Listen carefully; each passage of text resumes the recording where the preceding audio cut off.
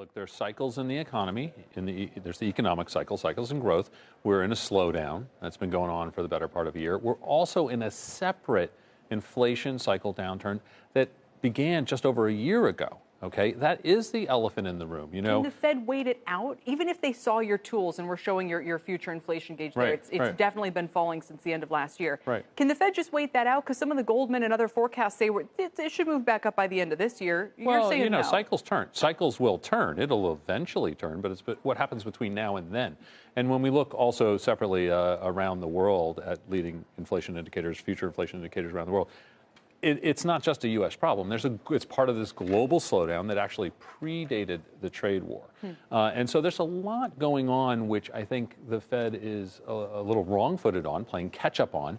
And inflation is, undeniable that we're having this cyclical downturn in inflation, and it is not over. The same indicators that nailed the downturn that both the Fed and the bond market missed at the beginning of last fall, those indicators haven't turned up. So it's going to continue easing in front of us, and that is playing out in the bond market. I mean, look at that. Do you sort of say markets are right to push the Fed to cut rates a couple more times, or are we looking to the Fed to cure a problem that they can't really cure? Well, to the extent that they're doing countercyclical policy, they're very late, right? Because the inflation cycle downturn was very evident last fall, and they maintained a tightening. They tightened actually two more times.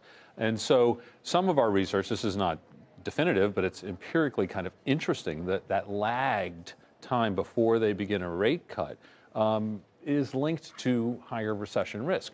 Now, quite separately, I think probably the most important thing, anytime you have a growth rate cycle downturn, you're moving toward recession risk, okay? This has been going on for a year. But we've seen these sort of cyclical slowings in the past, 2016 being a good example. I mean, we've seen the economy slow and then speed up again. Sure, we've had three actually since the last recession, 2010-11, 2012-13, 2015-16.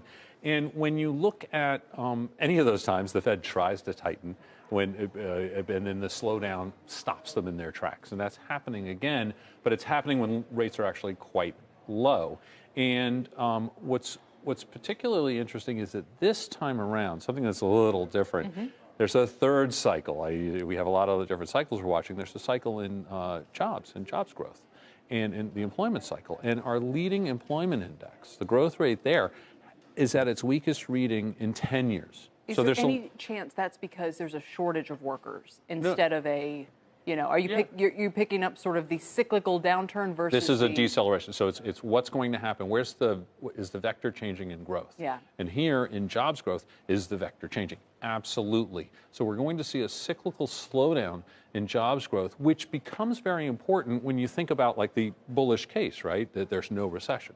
If you're looking at that, it's very often, hey, jobs are solid, the consumer's solid, what are you worried about? If you lose that underpinning. And if you lose that underpinning, which I think is starting to slip, I'm not saying it's done, but it's starting to slip here, that's a real issue. Ironically, that would make their rate cut job easier because they only really like to do it if they see evidence the economy is slowing. In the rearview mirror. In the rearview mirror, absolutely. That raises just one final thing I wanted to ask you about. This Bill Dudley column earlier in the week where he said, look, the Fed should let the president take his hits politically for this trade war if that's what's causing growth to slow down. How does that feed into everything that's going on here? First, like everyone else has said, it's pretty shocking, right, that this is happening outside the room in public, and that's pretty different.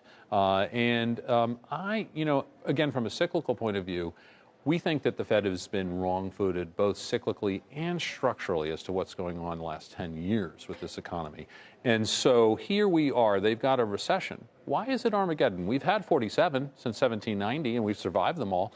Why is this one freaking everybody out so much? Yields are already so low. They're so low, so they're going to NERP, they're going to ZERP, they're going to QE. It reveals, it exposes that the Fed plan A is all they have. This lower rates, this QE, they don't have any plan B. And I think that's where the freak out part